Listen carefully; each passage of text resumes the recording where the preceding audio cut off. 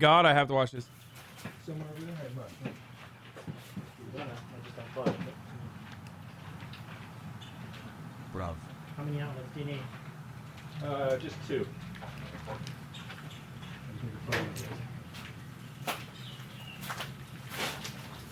All right, Charlie Jones. I mean, Charlie, this guy is you were literally, warden this guy is the soft white underbelly, dude. at Holman Prison in Atmore, Alabama. Right. How many years were you the warden at Holman? 30. Oh, well, I was warden for 18. I worked in the prison system for 35. 35 years. And you grew up where? In Alabama? Right here. Tell me about your childhood. You had both your parents? Yeah. How would you describe your childhood? Oh, just I can't believe he got one of the Klans members to take the robe off. Come back for an interview, you know? Wow. It's crazy. normal. Went to school, finished school, went to college, finished. You should ask him how many black men with mental disabilities have you fucking executed throughout your career, which I'm sure he will ask. That. That were also innocent on top of that. Come back here, built a house, and I'm 9 miles from the prison. I lived here most of the time. I've been moved around all over the state at different prisons. How many prisoners did you have at Holman? Approximately 1,000. And you had death row inmates at Holman? Right. Holman's the only prison in Alabama that has the death penalty, has executions, right? As warden for 18 years, what's your view on the death penalty? Do you see it as an effective way to control crime or keep? Bro, this is the boss of thumbs, dude. This is what happens when your thumb level reaches unimaginable points. Like, you just become the ultimate thumb. It's like, you know how grand wizards and shit wear like all that weird wizard robes and stuff like that? Like, this is how you can figure out the power level of the top of the hour ad break, which is coming now because I just checked and I realized that I forgot to run one at the top of the hour at 5. So I'm going to run it right now. Sorry. It's not even a good segue at this point. I'm just like sneaking it into conversations while I'm literally making a point about something else. And it's just that you're not aware that it's coming. So, you know, there's the ad break now. If you like to no longer see the ads, all you need to do is subscribe. You can do it for $5 or for free with a Twitch Prime. And that's it. You can use an ad blocker or a VPN. Here's the ad break now. And let's keep going. Keep society in line? Well, I think you have to on bad cases.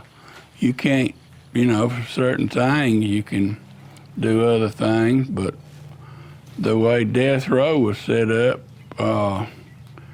it's pretty bad. You have to have pretty bad crime to be put on death row. You have to have a combination of murder, robbery, murder, rape, or something like that before you qualify for it. But sooner or later, these other non-serious crimes, in my view, will have to be done other ways because the taxpayer's not going to pay to have all of them locked. Oh my God.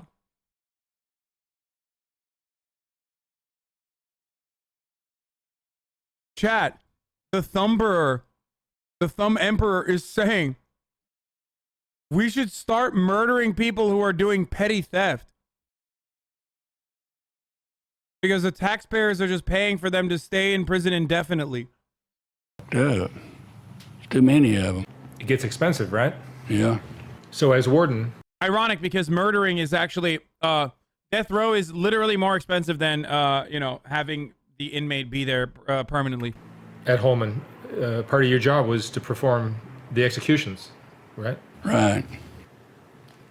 You're using the electric chair or lethal injections? It was a chair. So by the time a man gets to the electric chair, where do you see your role in his the end of his life. Do you see it as you're responsible for that? You're the one that's pulling the trigger? Well, technically, I guess I was, but a lot of things happen between the time that he's arrested and the time he has to sit in that chair. It's a long, drawn-out process that can last as long as 20 years, sometimes longer than that. There's a lot of steps a suspect would have to go through before he sits in the electric chair, right? Yep. A crime committed, and there's an investigation, and then they follow the investigation until they... Dude, what's wrong with this guy? Like, it seems like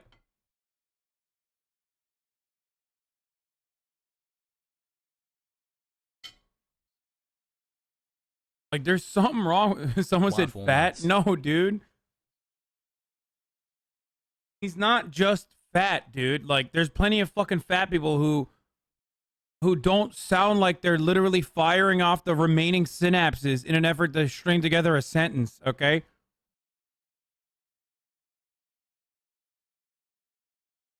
Like, he's just like not all right.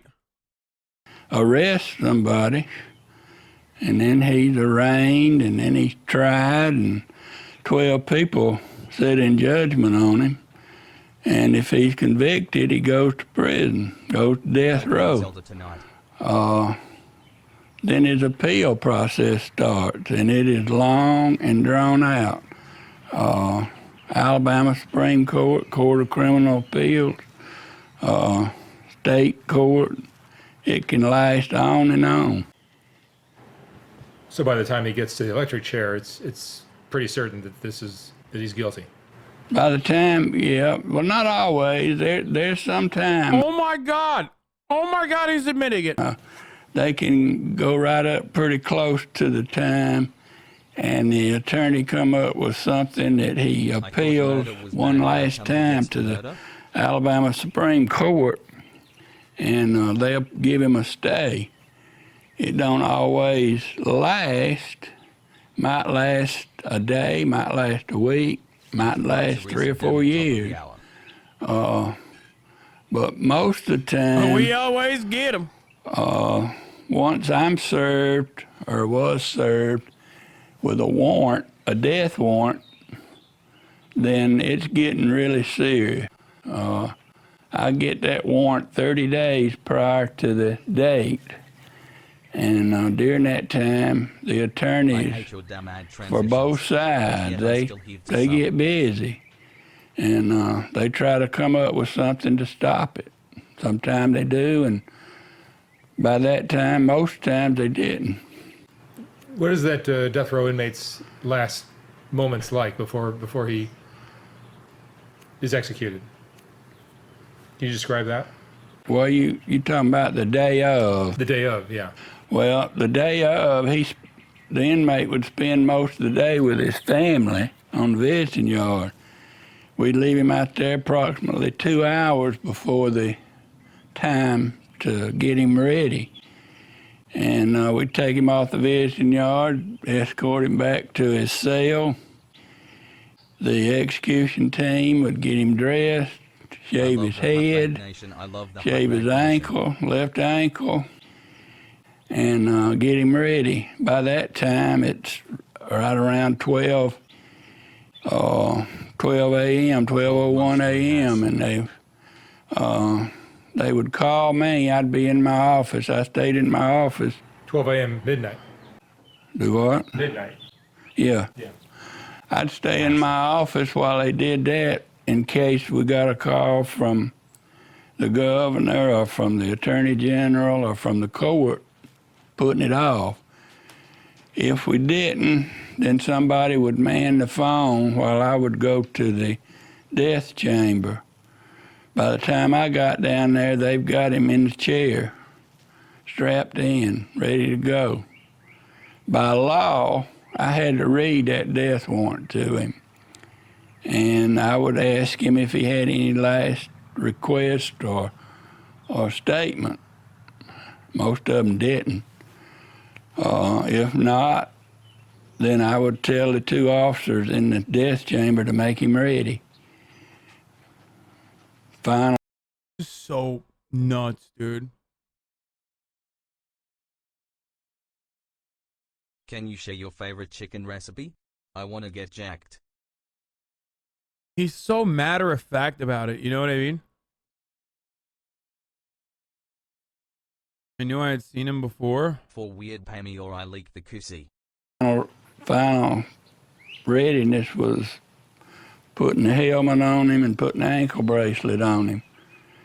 And then I would leave the death chamber, go in next door to the equipment room. The 2 officers would come out.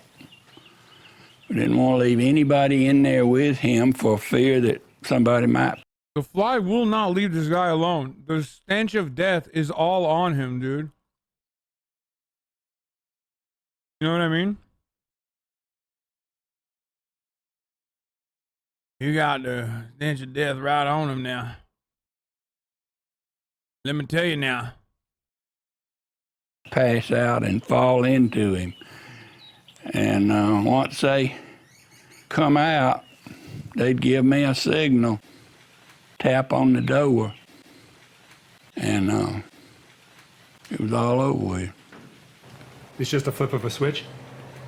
Press of a button. Press of a button. How did this affect you personally, doing this? Well, How many did you perform? I did 17 men and 1 woman. How did it affect you personally? Well, that's a good question. I've never let their problem become my problem. And I didn't put them there. I didn't go out and arrest them and sit in judgment on them. Once they got there, that was their problem. And they knew that.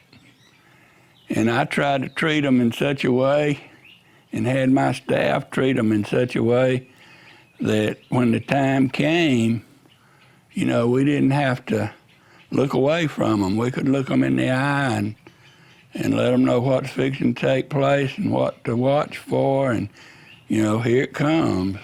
Damn, that's so nice. Afterwards, you know, it lays on your mind. It did me, but not a guilt thing. Just hoping that I had done everything to be sure that his case was as perfect as it could be, that there was in no way me or my staff the cause of him having to sit in that chair when maybe he shouldn't have. If he shouldn't have, then it was somebody else's mishandling, not us. Notice how his anger isn't about potentially executing an innocent man, or his fears are not about potentially executing an innocent man, but his fears are like, did I fuck something up? No, I didn't. Okay, if it's someone else's problem, then it's fine. Do you see what I'm saying? I paused it at a wonderful time because it's about to go lower, folks. You're about to see some other stuff. There's a rat by your soup, says Hasanabi W. Thanks. So, you know, I don't lose sleep over it. To tell you the truth, very seldom think about it. What kind of reactions would you see from the men as they approach their last day? Not a lot. Most of them was ready. They would, you know, we would take them out of their regular cell 24 hours ahead of time and put them in what we call the ready cell, the death cell. Once we got them down there and they were away from all their friends on the cell block, they settled down really well. I can only recall one that seemed like he carried a grudge to the chair, but the rest of them. Oh my God, look at this. Look at the fucking boot cut, entirely too long jeans where the fucking bottom is like ripped up because he keeps stepping on it with his 14 fucking months, shoes. let's go. Jesus Is this the Christ. part where I turn into a hate Every watcher? goddamn part of this, brother, this is all kinds of fucked up. You know what I'm saying? Not to tell you. Them didn't. They let it go. And most of them, at one time or another, during that short period, admitted what they done. Eventually, they admitted their crimes. Yeah. Thank you, Hasanabi, for the 11 months follow. Not all of them, but most of them. Is there one in particular that stood out in your memory? Yeah, but I can't recall his name. Hey, you've seen people that... Dude, that's nuts, dude. He murdered so many people that he can't remember one's name, dude. Even a memorable one, he's like, I can't recall his name.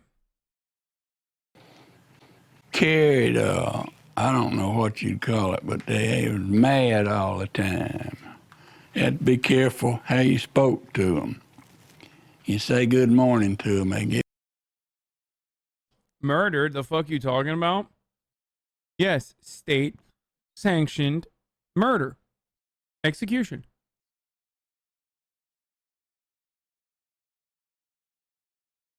You heard me, bitch. 4 months, Pogu.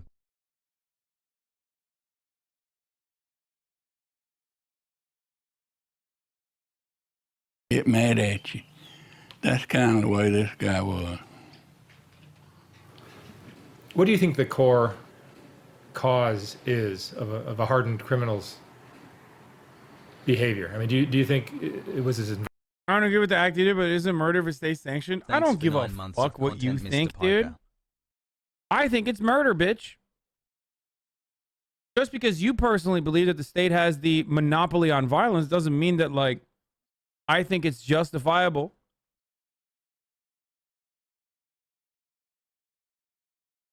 Oh shit, the sword is pushing the painting. Good call. Environment or his family or his brain chemistry? What do you think is the cause of what makes a criminal? I don't know. If I knew that, I could probably rest easy the rest of my life. I don't know. I think it's a combination of things. I think a lot of them grew up without a father, not knowing who their father was.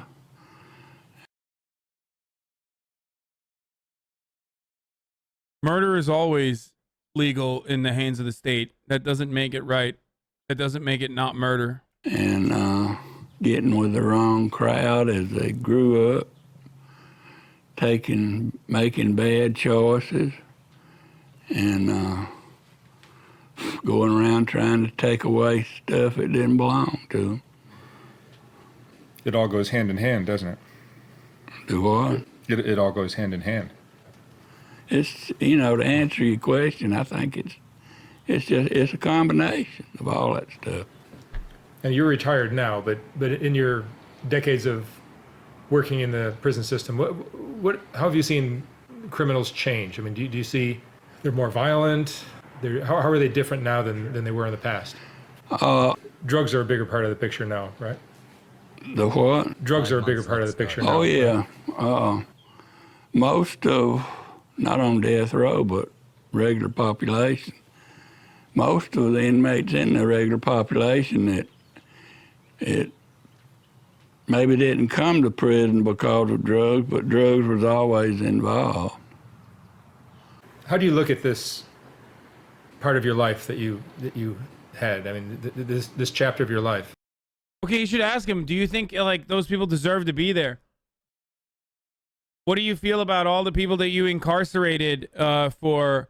What do you feel about all the people that were in your prison, okay? And they had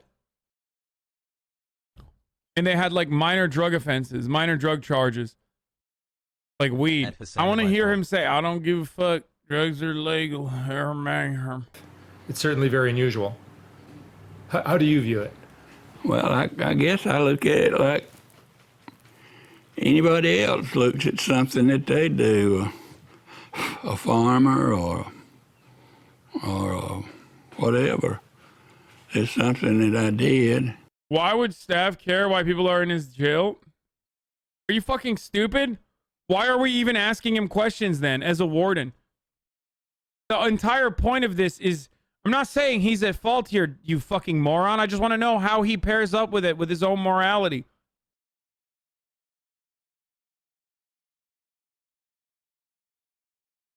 Why are people like this, dude? I don't understand why people are like, he's just doing his job. Yeah, guess what? That was the fucking Nuremberg defense, okay? So shut the fuck up.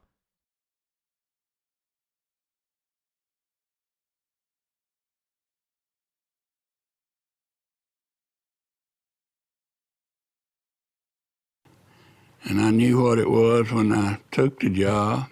It wasn't no surprise, you know. I knew that eventually that I'd have to do that. And now, you know, I look back on it, and I know I did everything I could to see that they were treated, not just at death row, but all of them, that were treated right, wasn't abused. And at the same time, now, we didn't. It's funny how a pimp who's grooming young girls into prostitution is deserving more respect from you than a guy whose job it is to execute convicted murderers. Listen, motherfucker. First and foremost, the pimp in that situation is more of a victim of his circumstances than this motherfucker is, okay? That's one. Two, I didn't say the pimp deserves respect from me for grooming young girls or some shit. I said that despite his circumstances, he had a unique approach to sex work that was more progressive than like most people. Okay? And lastly, yeah, the pimp himself was fucking groomed as you described. Happy belated And birthday, lastly, King. yeah, no, I disrespect this person. I don't respect fucking prison wardens. I don't think what they do is good. I think what this guy is doing is horrible. Oh wow, Okay. 16, just like the amount of times Hassie has fucked my mom.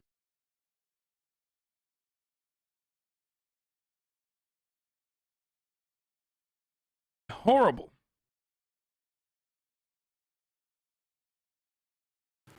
We didn't let them do us that way either, but we didn't have that much trouble. And I look back on that as that I did all I could to be sure they were treated right. I've met them on the street, and they would run to me with a hand out. And, you know, some of them I'd recognize, some of them I didn't, and they'd have to tell me who they were. I've had some of them tell me, you know, I kept them from getting in bad trouble in prison. And I knew by something I could gauge what I did. Maybe I did all I could to do what was right. I don't have any regrets of anything. And the main thing, I mentioned it a while ago, I did not let people put me on a guilt trip about. You just said if you've been groomed, then you're allowed to groom other people. Is that what I said? Hey, remember when I banned chatters that just fucking totally make up stuff? Does anybody want to defend the chatter that I just banned? Any 20-month subscribers? Any 28-month subscribers in the chat? I don't think so. Why are you banning that guy? You are such an asshole. Power trip.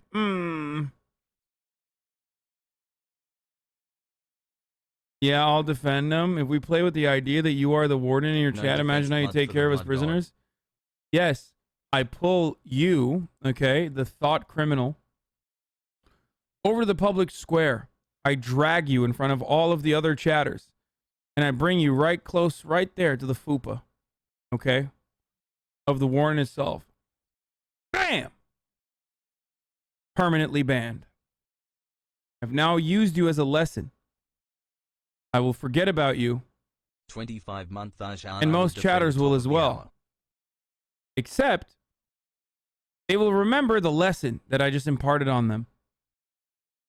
Keep going. What I had to do, And I did not Hate the sin allow the inmate's problem to become my problem. They had to do what they had to do. I did what I had to do. And they just have to let the rough end drag. All right, Charlie. Yo, Thank you so much Mark's for not being a chud. talking with me. No, we won't. I will always remember. You won't scare us. We are the people. You are nothing. True.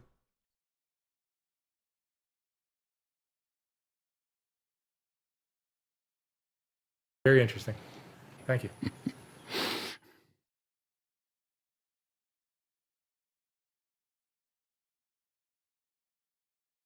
I love when you ban people. It's so In our entertaining. I genre want to hear trust. you watch banning people. Don't be obtuse, especially deliberately. Dude, if you